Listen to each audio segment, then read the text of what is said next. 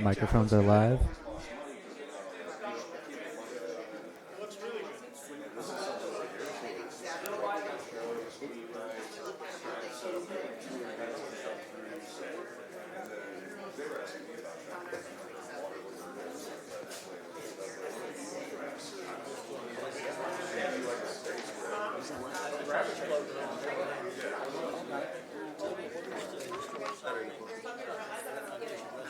Yeah, I know about that. Just to sabotage.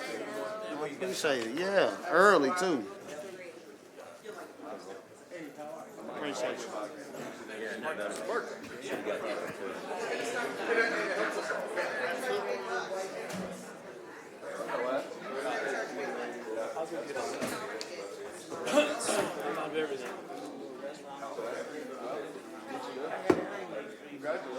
Yeah, I haven't been there yet. I heard it's really good.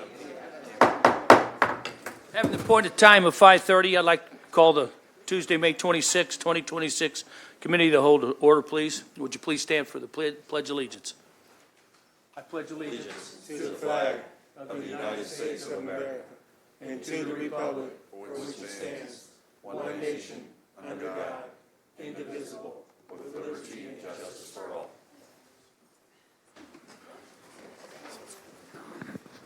Thank you.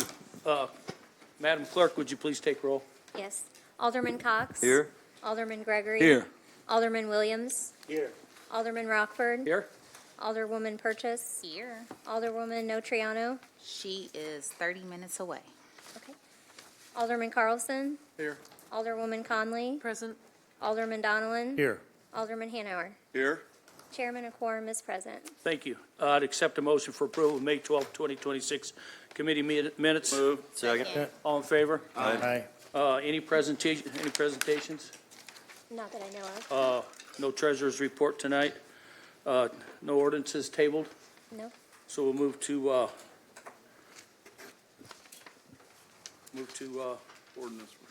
ordinance for consideration, please. Okay. CWLP. 2026-246, an ordinance approving and authorizing execution of a 3-year license agreement with Spring River Hunting and Fishing Club at the gravel pit property for the Office of Public Utilities. Move for consent. Second. Any discussion? All in favor? Aye. Ayes have it. 2026-247, an ordinance approving payment to Substation Enterprises and authorizing supplemental appropriation of the MISO J1610 deposits in an amount not to exceed $184,718 for the Office of Public Utilities. Move to consent. Any discussion? Seeing none, ayes have it. All in favor, I'm sorry. Aye. I knew that. 2026-248, an ordinance approving payment to GE. Clerk, sorry, Oh, I'm sorry. we're ahead by one ordinance on the screens. I just want to let in case people are confused in the audience, we're on 248, not 249. There we go. Thank you. Thank you. An ordinance approving payment to GE Vernova and authorizing supplemental appropriation of the MISO J1610 deposits in an amount not to exceed $69,333 for the Office of Public Utilities. Move for consent. Second. Any discussion? All in favor? Aye. Ayes have it. 2026-249, an ordinance approving payment to MVA Power Incorporated and authorizing supplemental appropriation of the MISO J1610 deposits in an amount not to exceed $77,010 for the Office of Public Utilities. Move for consent. Second. Any discussion? All in favor? Aye. Ayes have it. 2026-250, an ordinance approving payment to Wesco and authorizing supplemental appropriation of the MISO J1610 deposits in an amount not to exceed $12,055.55 for the Office of Public Utilities. Move to consent. Second. Any discussion? All in favor? Aye. Ayes have it. Thank you. 2026-251, an ordinance authorizing the purchase of a new 2025 John Deere 244P loader from Martin Equipment in an amount not to exceed $149,890 for the Office of Public Utilities. Move for consent. Second. Any discussion? All in favor? Aye. Ayes have it. 2026-252, an ordinance authorizing the purchase of an HVAC system for the Dolman 4 power plant from Henson Robinson Company in the amount not to exceed $147,888 for the Office of Public Utilities. Move for consent. Second. Any discussion? All in favor? Aye. Ayes have it. 2026-253, an ordinance approving payment to Trimble Incorporated, doing business as Trimble Navigation Limited, in an amount not to exceed $168,024.59 for annual software maintenance and related services for a one-year term for the outage management system for the Office of Public Utilities. Move for consent. Second. Any discussion? All in favor? Aye. Ayes have it. 2026-254, an ordinance accepting bids and authorizing contract UW 27-04-15 crushed stone for shoreline stabilization riprap materials with Crown Trucking Incorporated in an amount not to exceed $147,800 for the Office of Public Utilities. Move for consent. Second. Any discussion? All in favor? Aye. Ayes have it. 2026-255, an ordinance approving purchase of substation control enclosures with invent in the amount not to exceed $496,890 in relation to the Sangamon Solar Farm MISO Project J1610, and authorizing a supplemental appropriation of the MISO J1610 deposits for the Office of Public Utilities. Move for consent. Second. Any discussion? All in favor? Aye. Ayes have it. 2026-256, an ordinance authorizing the renewal of Cisco SmartNet support maintenance for the core infrastructure equipment from Presido Networked Solutions LLC from a state contract in an amount not to exceed $147,377.84 for the Office of Public Utilities. Move for consent. Second. Any discussion? All in favor? Aye. Ayes have it. Public Works, please. 2026-257, a resolution notifying the State of Illinois Department of Transportation that motor fuel tax funds in the amount of $288,350 may be used for land acquisition for the Headley Road and West White Oaks Drive Safety Improvements Project, MFT Section 20-00446-00-PV for the Office of Public Works. Move for consent. Second. Any discussion? All in favor? Aye. Ayes have it. 2026-258, an ordinance authorizing the purchase of real estate between the City of Springfield and Neiman Holdings, LLC, located at 3001 South Veterans Parkway, associated with Headley Road and West White Oaks Safety Improvements in an amount not to exceed $85,700 for the Office of Public Works. Move for consent. Any discussion? All in favor? Aye. Ayes have it. 2026-259, an ordinance authorizing the purchase of real estate between the City of Springfield and Panera LC located at 3101 West White Oaks Drive, associated with Headley Road and West White Oaks Drive Safety Improvements in an amount not to exceed $50,000 for the Office of Public Works. Move for consent. Second. Any discussion? All in favor? Aye. Ayes have it. 2026-260, an ordinance authorizing the purchase of real estate between the City of Springfield and the Plaza on White Oaks LLC, located at 3001 West White Oaks Drive Safety Improvements, in an amount not to exceed $140,000 for the Office of Public Works. Consent. Second. Any discussion? All in favor? Aye. Ayes have it. 2026-261, an ordinance authorizing the purchase of real estate between the City of Springfield and Westgate SC LLC, located at 2733 Veterans Parkway, associated with Headley Road and West White Oaks Drive Safety Improvements in an amount not to exceed $12,650 for the Office of Public Works. Move for consent. Second. Any discussion? All in favor? Aye. Ayes have it. General City, please. 2026-262, an ordinance to increase the number of Class A liquor licenses by one for the Old Fashioned Incorporated doing business at Gold Mine Gaming, located at 3126 South 6th Street. Moved. Consent. Second. Any discussion? Alderman Donald. Yeah, thank you, Mr. Chair. Can someone answer for me what type of establishment this is going to be? Because what comes to mind is our 60% rule of non-gaming revenue for these new establishments. Yeah, so this is going to be, this is going to receive a tavern license. That's the extent of the information I have. Can we find out what their plans are as far as how to generate non-gaming revenue? Yes.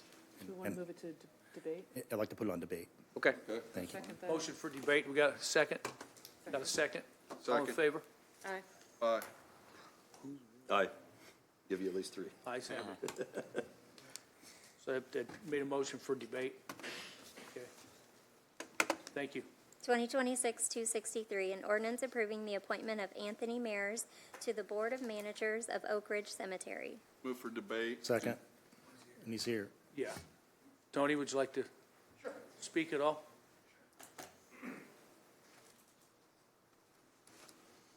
Mr. Chair and all the people, thank you for inviting me to come up and speak. It's an honor to be considered for the Oak Ridge Cemetery Board.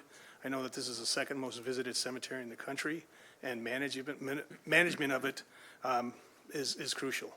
I've served some time on some other boards. I'm sure you guys are aware, and I look forward to the opportunity, and if you have any questions, be more than happy to answer them. Thanks for coming in. Thanks, Tony. Thanks for coming in. Thank you. You bet. You bet. Had a motion, second. Thank you. 2026-264, an ordinance approving the appointment of Megan Mayton to the We gotta Lincoln vote on Library. that. Okay, Hold on. back up. All in Sorry. favor? Aye. Ayes have it. Thank you. I thought we missed that, Ralph. 2026-264, an ordinance approving the appointment of Megan Mayton to the Lincoln Library Board of Trustees. Move to consent, or debate, sorry. Second. Motion for debate and a second. Any discussion? It's- Sorry, Chair. Alderman Donlin? Give her a chance to come up. Yeah, would you like to speak, please? Hello. Thank you Hi. guys for your Good evening. consideration for the Library Board of Trustees. This is the first time I've ever served on a board, but I'm really looking forward to continuing to expand access to literacy resources in our community. I think the library is super important. Achieving my doctorate degree in physical therapy, the library was crucial to my ability to achieve that degree.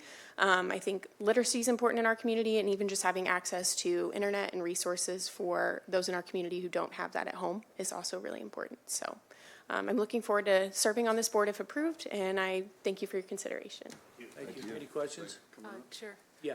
Just, and Alderwoman? it's not really a question, I just want you Yeah. to know, and I don't know if Tony's already left, but these appointments go on debate just as part of our process, so please Okay. don't feel like that was in any way, shape, or form. Oh, a no, reflection. it's good. So, Thank okay. you. Thank you, looking forward to this. Thanks. Okay, thank you. All in favor? Aye. Ayes have it. Thank you.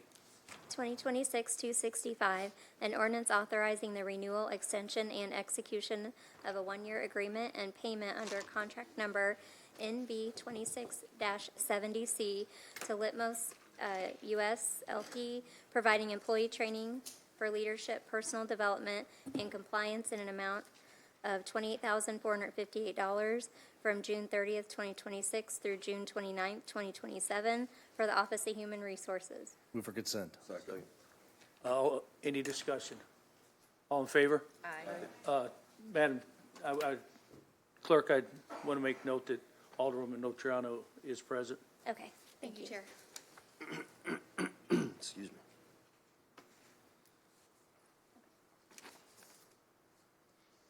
2026-266, an ordinance authorizing the execution of an agreement between the City of Springfield Office of Public Utilities and the International Brotherhood of Electrical Workers Local 193 for the time period covering October 1, 2025 through September 30th, 2029. Motion for consent. Second. Second. Any discussion? All in favor? Aye. Ayes have it. 2026-267, an ordinance authorizing payment to John Hildebrand, a City of Springfield Public Works foreman, for settlement of a workers' compensation claim number 25-WC-030799 in an amount not to exceed $82,223. Move for consent. Second. Any discussion? All in favor? Aye. Ayes have it. 2026-268, an ordinance authorizing a supplemental appropriation in the amount of $24,517.75 in order to return the ICJIA grant number 422045 budget lines to the actual remaining balance in accordance with the original budget for the Office of Planning and Economic Development. Move for consent. Second. Any discussion? Seeing none, all in favor? Aye. Ayes have it. 2026-269, an ordinance accepting the proposal with Johnson Controls, quote reference number 1-1R56DQ78, for a Matassi engine replacement in Municipal Center West for an amount not to exceed $27,760 for the Office of Budget and Management. Move for consent. Second. Any discussion? All in favor? Aye. 2026-270, an ordinance authorizing payment for an annual subscription to Emergency Services Organization, ESO, to provide reporting software and support services for the Springfield Fire Department. Move for consent. Second. Any discussion? All in favor? Aye. Ayes have it.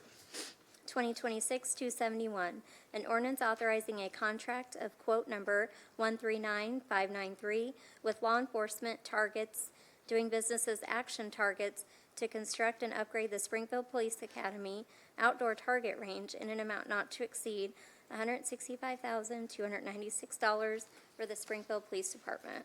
Move to consent. Second. Any discussion? All in favor? Aye. Ayes have it. 2026-272, an ordinance authorizing payment in the amount of $185,000 to Richland Community College, doing business as Macon County Law Enforcement Training Center in FY 2027 for the Springfield Police Department. Move for consent. Second. Any discussion? All in favor? Aye. Ayes have it. 2026-273, an ordinance authorizing a supplemental appropriation in the amount of $515,360 to reappropriate remaining balance of the Department of Commerce and Economic Opportunity Local Tourism and Convention Funds Grant Number 26-751029 into the FY27 budget in accordance with the original grant award. Motion for consent. Second. Any discussion? All in favor? Aye. Aye. Ayes have it. Mr. Chair? Yes. I'd like to make a motion for an omnibus vote Thank for you. agenda items 2026-274 through 2026-282, which are all sponsorships. Second. And I'm just, okay. All in favor? Any discussion for that motion? I'll second that motion. Okay, second. All in favor? Aye. Okay, please read them. 2026-274, an ordinance authorizing a sponsorship to Hoogland Center for the Arts event to be held July 1st, 2026 through June 5th, 2026 for the 1776 musical production in an amount not to exceed payment of $3,000 for the Springfield Convention and Visitors Bureau. I'm sorry to interrupt. Is there a date change that needs to be made to this? July 1st through June 5th? Is it July through July? Should be, Okay, yeah. okay, It says June 5th, should be July. okay. I just wanted to make sure. Thank you. I apologize, clerk. 2026-275, an ordinance authorizing a sponsorship to Pharmacy Gallery and Art Space for summer tourism events to be held during the 2026 summer travel season in an amount not to exceed payment of $3,000 for the Springfield Convention and Visitors Bureau.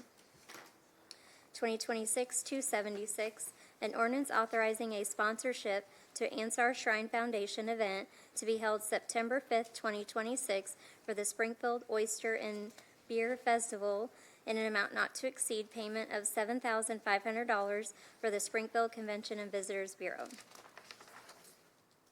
2026-277, an ordinance authorizing a sponsorship to German Shepherd Dog Club of America Incorporated for the Springfield National Fall Show in an amount not to exceed payment of $2,500 for the Springfield Convention and Visitors Bureau. 2026-278, an ordinance authorizing a sponsorship to Children's Museum Foundation Corporation for the Route 66 exhibit in an amount not to exceed payment of $5,000 for the Springfield Convention and Visitors Bureau. 2026-279, an ordinance authorizing a sponsorship to United Way of Central Illinois for the United Way Ride, a Route 66 event in an amount not to exceed payment of $2,000 for the Springfield Convention and Visitors Bureau. 2026-280, an ordinance authorizing sponsorship payment of $4,000 to Springfield Area Arts Council for the 2026 Artist in the Park Summer Series event for Springfield Convention and Visitors Bureau. 2026-281, an ordinance authorizing a sponsorship payment of $7,000 to Springfield's Finest Car Club for the Route 66 Corvette Show to be held June 26, 2026 through June 27, 2026 for the Springfield Convention and Visitors Bureau. 2026-282, an ordinance authorizing a sponsorship to UIS Athletics for the 2026 Homecoming Route 66 Activations event to be held October 7, 2026 through October 11, 2026 in an amount not to exceed payment of $2,500 for the Springfield Convention and Visitors Bureau. Move for consent. Second. Any discussion? Seeing none? All in favor? Aye. Ayes have it. Next, we move to unfinished business. Aye. Oh, I'm Yes, sorry. Mr. Chair, if we can we put the 2026-273 on debate? Scott, talk to me about what we will be doing with the county and this tourism initiative. Scott Dahl? Yes. Yes, so Director on Dahl? Director Dahl, excuse me, No, we are here. 2026-273. Yep.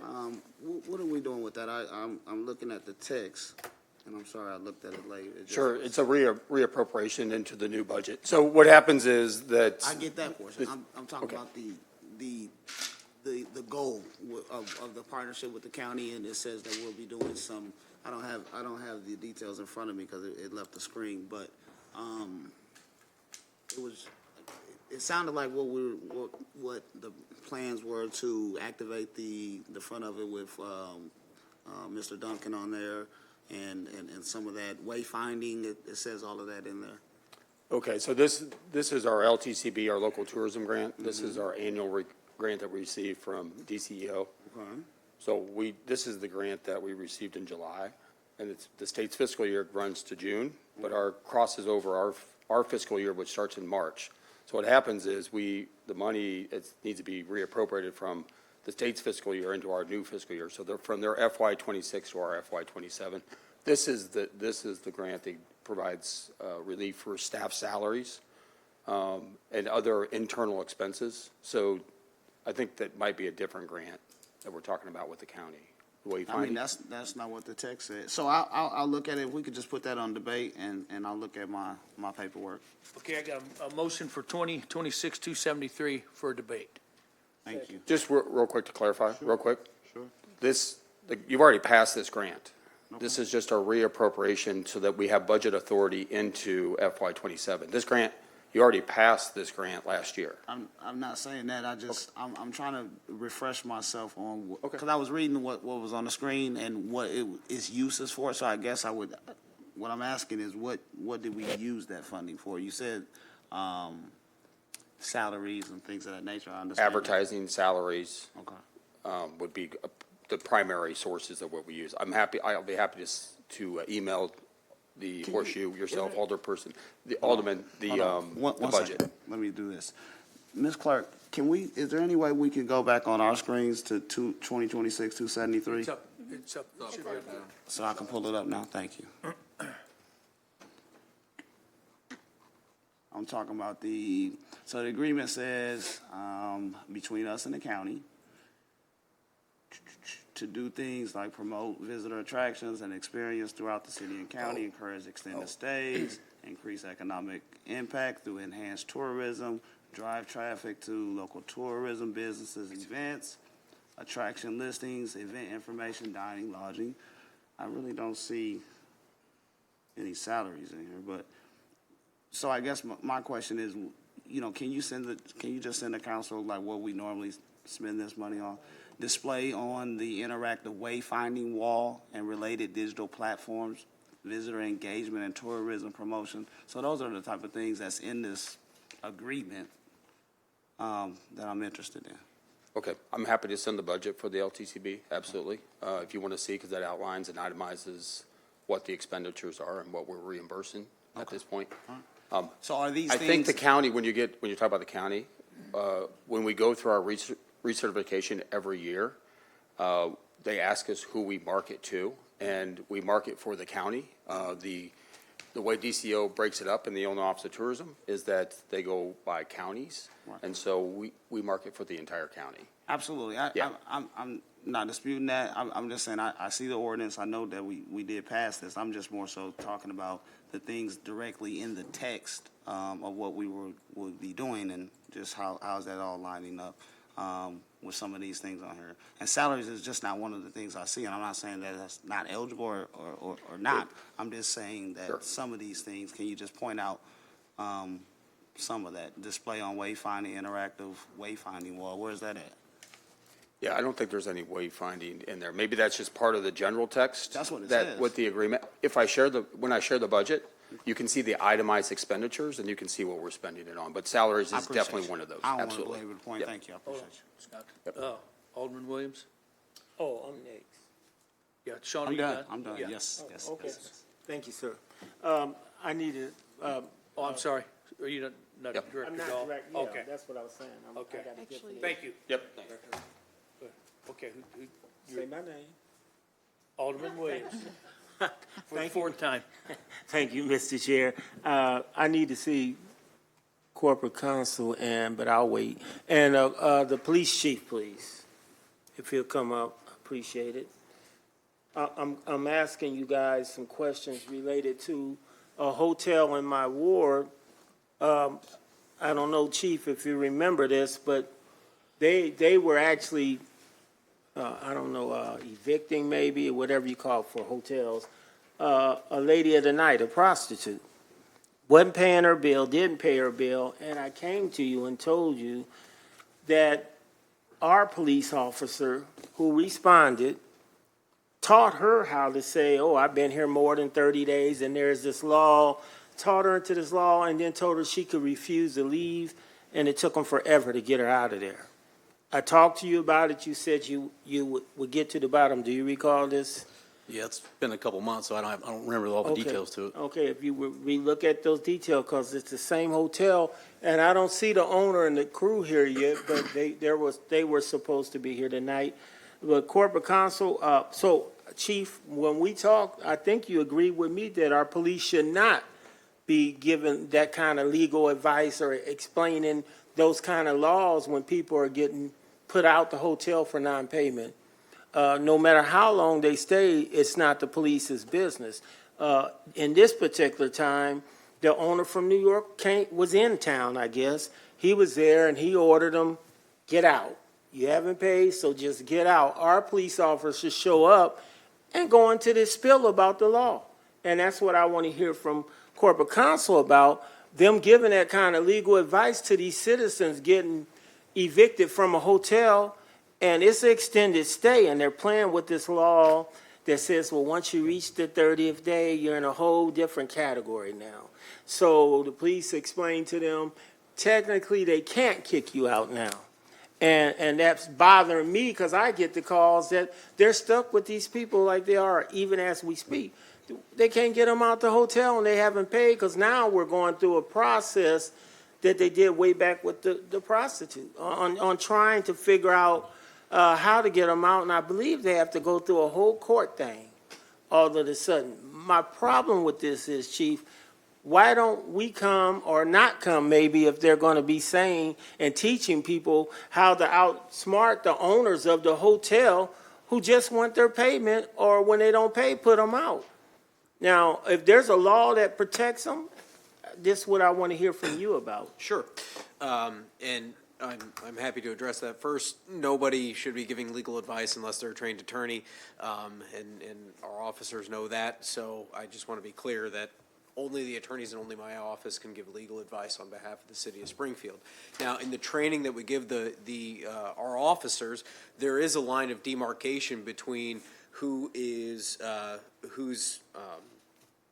has rights as a tenant and who's just a guest at a hotel under the Innkeepers Act.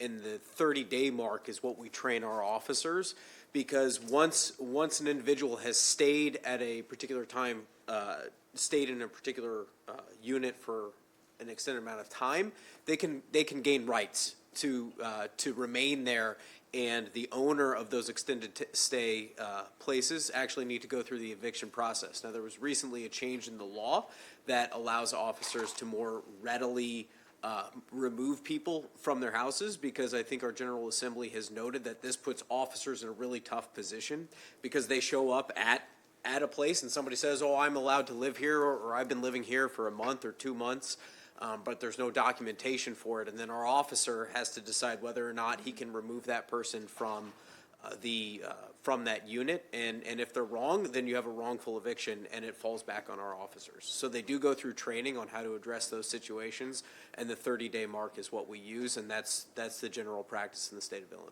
Okay, so the hotel owner, when they call the alderman, the most I tell them, I said, so we'll get that person's name and badge, which they did. You know, we can provide the names and badges of the officers who help explain this situation. Now, in my mind, I was telling the hotel officer, I believe our officers think they're doing the right thing. So we got to get this fixed. Either the officer, somebody's got to change their policy or do something if it's this big of a deal and a nuisance to where the owner is saying, not only do you not pay, but you're causing all these troubles that we have to call the police, so I want you out. I don't think the police should show up, Chief, and explain what he just said, even if it's the law, because now it looks like he's calling somebody to show them how to get out of it and stay like they are still on the premises. And what I'm trying to do, I don't know if it's something the city council needs to take, or if it is state law, are we abusing it? Can he change his policy to do something different? He didn't make it here yet anyway. So I think my move is going to be to ask to have a conversation with you, Chief, because I know the last time you were going to, take care of it, but this owner is very upset. And I think if he talks with you, and y'all can come to some kind of understanding about, and maybe even with you, I'm not sure how to handle this, but I know our officers shouldn't be encouraging this.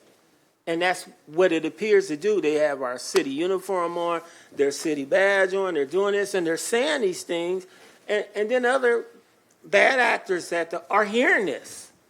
So I don't know if extended stay is the problem, that language, or them hitting that 30 days, if they maybe should check them out before the 30 days and make them recheck in or something and start the clock over. But I do think we're at a point where we need to try to address this in some kind of way so it doesn't look like the city's encouraging, teaching these folks this, because this particular extended stay does use a whole third floor to help us with some of the agencies that are working with families, with homelessness dealing with children.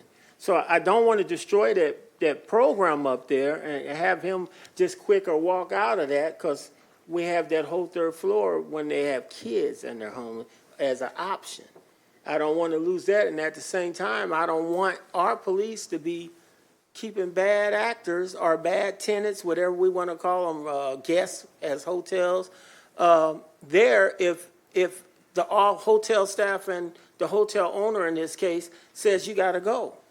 So we have a situation, he's not here, but I'll try to marry this up and see if we can get somewhere with it. He'll share the badge number and names with you, and I'm hoping this doesn't come up again. But I think right now we have a group of officers who think they're doing the right thing when they explain this. And it's not the right thing to do, because they're at a point to where they're being asked to leave a business. So I'm not saying the officers are wrong. I'm just saying the way we arrive shouldn't be about teaching this. That's what's really bothering me more than anything. So if we can work toward that and get a resolution, I'll give him the information and have him reach out to you. So if you could work. Thank you. Thanks. Thank you, Chief. Ethan, did you have? No, just on this Yeah. Just to give a little bit more context, because our office over the past couple of weeks Yes. have received multiple calls. I don't know if we're necessarily saying that our officers are teaching. Once someone has been in a hotel long enough, they've Yeah. essentially established a residency, and like Corporation Counsel said, the owner would need to go through the eviction process at that point to get them out, which would become a civil matter and be on the county sheriffs. So it's kind of up to our officers to let them know, hey, once it's past a certain point, it's no longer an SPD jurisdiction of, hey, we can come and get you out of here because you've now entered the realm of a different process. So categorizing it as them giving legal advice may not exactly be the way to, kind of box it in here. We have gotten a number of calls about different residents in hotels in Ward 3 that want to get people out, and we've explained over the past few weeks, hey, they've been there for a month's worth of time. They've been there for 6 months worth of time, because we get the calls from the people who've established residency as well, and that person needs to follow through the eviction process at that point. So for our officers, they do, when they're called to respond, they don't necessarily know the full extent of the situation before they get there. So they do kind of have to explain to the person why it is they can't act, whether it be the owner of the hotel or the person who's there. So I would kind of call it a mischaracterization to say that our officers are teaching that, but it's not really a SPD policy thing they have to change. Once you have to start the eviction process and it's a civil matter, it's the Sangamon County Sheriffs who respond. Just like any other eviction situation that we have here in the city of Springfield, it's not our SPD officers that respond to get someone out of a residence. It's the Sangamon County Sheriffs. So would the sheriffs give the same answer, or so don't matter which ones respond really? And the reason why I'm using teaching, because they don't know. They don't know about this thing until they come and our officers say, how long have you been here?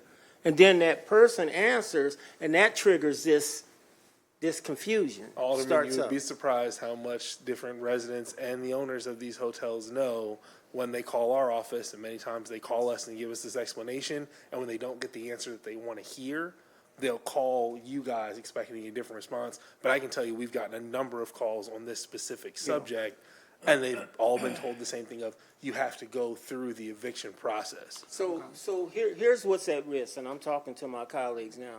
So say that's the law, and we're all obeying it. What we're going to do is they're not going to take the vouchers. They're just going to stop, because it's not just one hotel. It's several of them, and when the program ends, the people don't want to leave. They don't, and I wouldn't either. To be honest, I don't want to become homeless all of a sudden because my 6-month voucher or 3-month voucher, whatever the program gave them, ends. So they just start staying, and then the hotel staff is trying to get them out, and then they get told this, and now you know how long and slow the courts are. So this is how we get stuck with them. That's going to make all these owners up and down Dirksen, from Sangamon to Stevenson, all those little bitty ones and the few big ones, all say, well, we just not accepting those programs, because the law does allow them not to do it. Like I said, the ones this particular one happens to be the one where the homeless with kids, they have agreed to dedicate that whole 3rd floor to this program, and that helps the whole city, because now they have an option. So the option your staff and others who work in these areas tell them that they have over there on Dirksen, we could possibly lose it, is all I'm saying. Because all they got to do is say, well, I'll say from up front, I don't want to deal with this. And then they're on the streets. And then we're back to, a bigger problem about homelessness again. So I don't think the city can have it both ways. I really hope Chief gets this owner to understand that, but he may still say, well, we're not just going to participate with that particular program anymore, or any of them. And then that catches fire, and we have a bigger homeless problem than we think, I realize we're doing better downtown because they're all out east now. But when our cops start showing up and they start saying these things that may be the law, somebody has to speak up for the people that's putting up with them and participating in these programs. And if we're gonna say, well, no, they get to stay until they go through the eviction process, now you got a building full or a few, most of your rooms going through this process that takes forever, can be continued, and this is what I'm hearing from them. So the only option left is tell the city no. We don't want the voucher, we don't want that type of business. They can't pay us cash nightly and with the reduced rate, because they get a reduced rate and everything. But when it's time to go, it's time to go. And the last thing I hate hearing is that it's our cops. Okay, maybe we shouldn't say teaching, but it's explaining to everybody what the rules are, what the law is, gets us out of it. I know calling the county ain't the answer, because first they got to respond. And then if we get them to respond, I don't know what'll happen from there. So I appreciate you, because that did take us a little deeper into what I was expecting to go tonight, but I just want you to know the risk, even for your office, who uses those resources and those places as resources at times. They very well could quit. Then where is everybody gonna start trying to use the voucher at? Well, I would be more than happy to have you come sit down with our staff or sit down with me and work on some things and figure out some ideas. And Well, maybe the give you check out some early examples. thing, do it. Break the 30 days, make them start over. Would that help?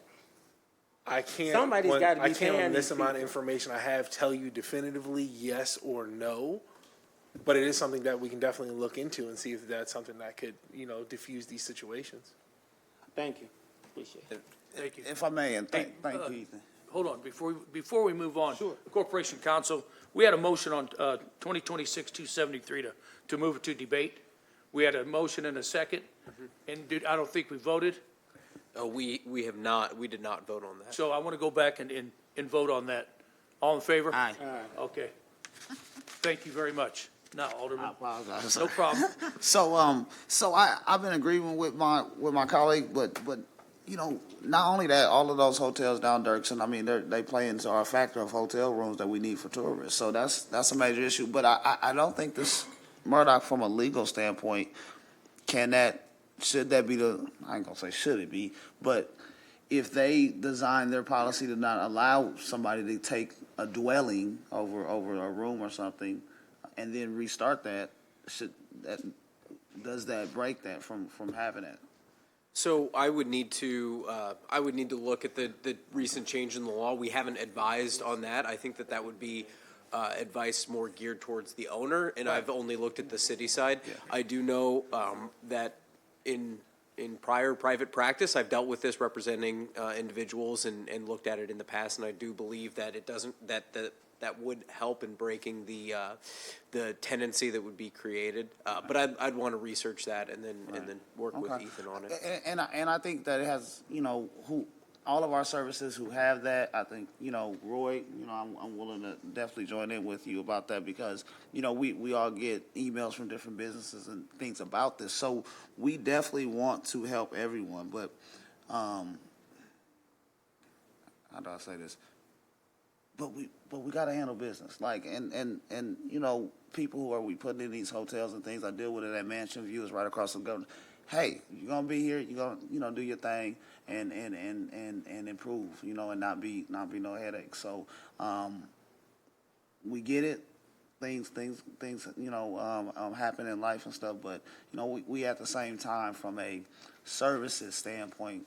The city of Springfield is doing a good job. Harlem Continuing Care has come a long way, doing great work. We've been through it.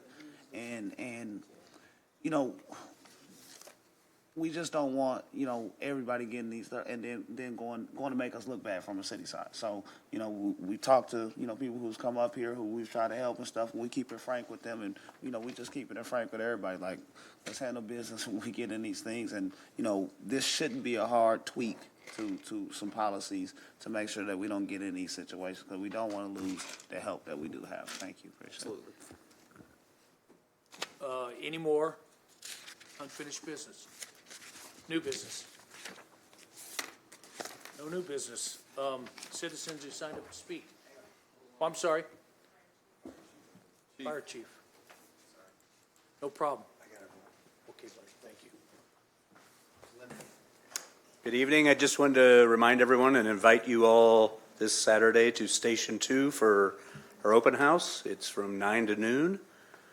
come out and see the firehouse, the rigs. We'll have some special teams demos. I think the drone team's going to be flying around. Potentially have like some hazmat and some tech rescue stuff, as well as the Explorers program will be out there with information and recruiting info.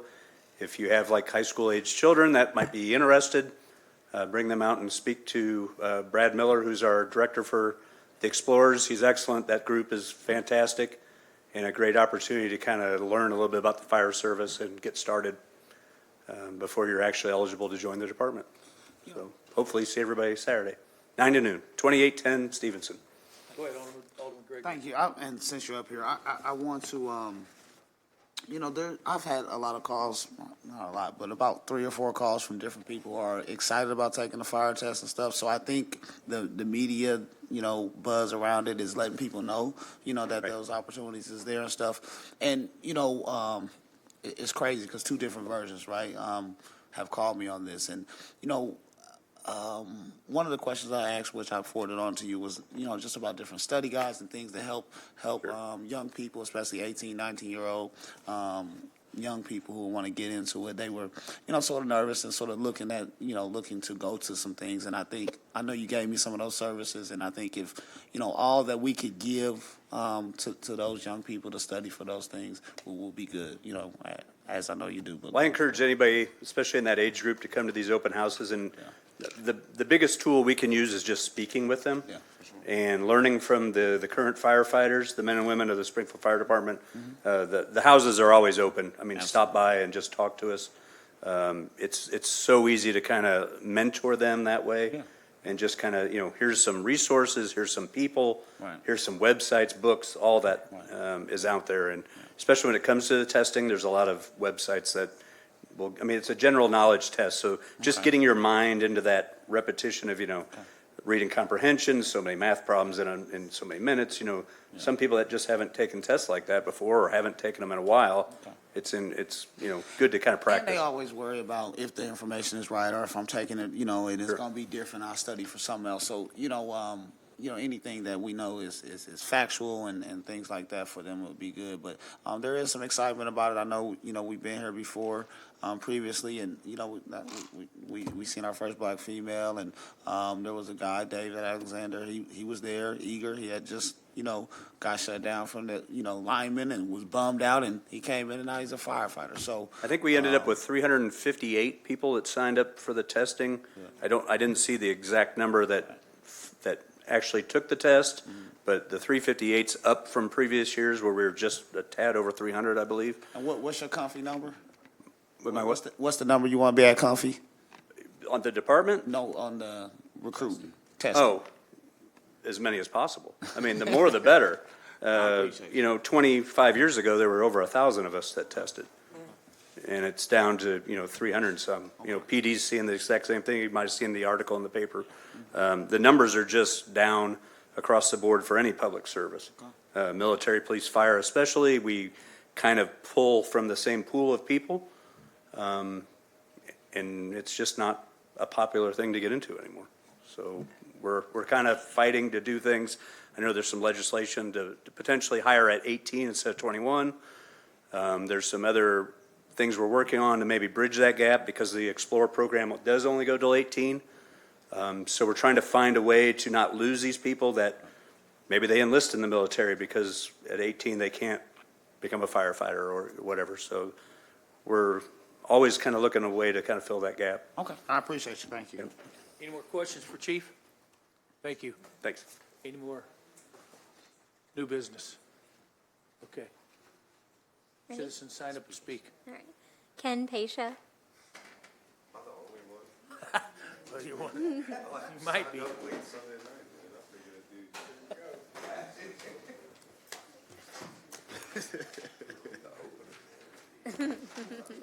That set a tone. Well, I mean, there's been a few interesting things in the last week. I'm sure everybody saw the Wyndham case might be winding up. They told us it'd be a years, if I remember correctly. My understanding is that it may be resolving very soon, and we could maybe even see that guy back here. He may not get an insurance payout, but have we thought about any plans for that? Are we just hoping it gets torn down, that guy's not going to show back up and maybe find someone to sell it to on his own? And leave us again with a new owner that we don't have any say over? I mean, I think that's really the worry about the Star Bond issue. I'm not against the growth of that. I'm not trying to beat a drum against taking away the expansion, guys. I'm all for that. But did you read the new language? I'm still getting through it. It's pretty wordy. But the establishment of the revenue fund for the CADAs seems interesting. Strongly recommend you get into that language because it's talking about our sales taxes and the share that's distributed from like the motor sales tax and things like that. Now, I haven't gotten quite all the way through that, but that's a lot of suspicious language about funding that maybe would be coming here if I'm correct, right, guys? So I guess I'm just curious about where this all goes because guess what? Their property, CADA's property, is going to be tax exempt. I mean, we're facing a massive deficit, but I'm sure the school district is facing an even bigger one. Can we afford to keep denying them income? I mean, let's be honest, guys. The youth problems that we hear people complain about stem from children that are not getting good outcomes. Putting resource officers in schools, which started when I was in high school, leads to the school-to-prison pipeline. And that's already well established by decades of research. So we should really consider about what it means for a school district that's already $20 million into a deficit with a city that's how much in deficit? 20, 25 million? 54 over 2 years. I mean, I don't want to get too specific, but it's pretty scary numbers, guys. And when they start talking about taking our share of taxes, I would get specifically worried about what that really means. Because while that may generate some revenue, I think we're all not under the impression that that's going to solve all of the city's problems, is it? I mean, somebody called it a golden egg, but that doesn't mean it's a one-size-fits-all answer for what ails this city. I mean, it's frustrating because people treat this like it's going to solve a lot of these big issues, but a lot of our big issues stem from small funding that could be distributed much more precisely and surgically in ways that would actually affect outcomes much quicker and faster than some wild pie-eyed scheme about tourism changing the financial outlook of this city. I mean, it's frustrating because we do have options, but we're not going to get anywhere when we're paying. How much for that shooting range we're going to build now? Do they have a wish list at SPD that I missed? New weight room, new shooting range, new Bobcat. I mean, what else are we going to get them, guys? Christmas isn't here yet. I'm sure we could cook something up. Do the numbers on that. Those three things I just named are almost $1 million cumulatively. What could we do in the community for $1 million? We cannot keep pumping up the police budget and giving them every item they ask for while the community keeps suffering. Because I live in those beats that are high crime. I don't see money invested over there. I see a lot of cops, though, and we keep hiring more and more. That weight room, well, I mean, what are we making them bigger and stronger for? So that strong hit to the 19-year-old knocks her out? Hard to be a witness. Now, guys, sound sarcastic, but maybe it's just my exhaustion with keep having to have the conversation about where we could be applying money better when we're running out of it. We do not have a surplus. The federal government's not going to hit us with more ARPA or DREAM funds. Not unless you guys are going to build a giant ballroom or something, I'm sure. But that's the idea, guys. We have to get better about this. We cannot hope for something like that, which is not going to give us a lot of money and is going to take more of it than we have right now when we have an entire city that is having problems that can be solved by actually applying smaller amounts of money in better ways. And I'll be honest with you, you might be like, well, Ken, what are those ways? I'll be honest with you guys, I'm not a city planner. I'll just be honest, but you have a lot of cities around you in central Illinois that have been trying to figure out those exact same problems. Disparate youth, lack of resources, shrinking funding. It's not a new issue for people, but we do have better ideas than just give the police more money and hope they can police their way out of it. Because I'm 100% sure Chief Beal will tell you that's not an answer either. Thank you, guys. Thank you. Allison Ford. Robert Frazier.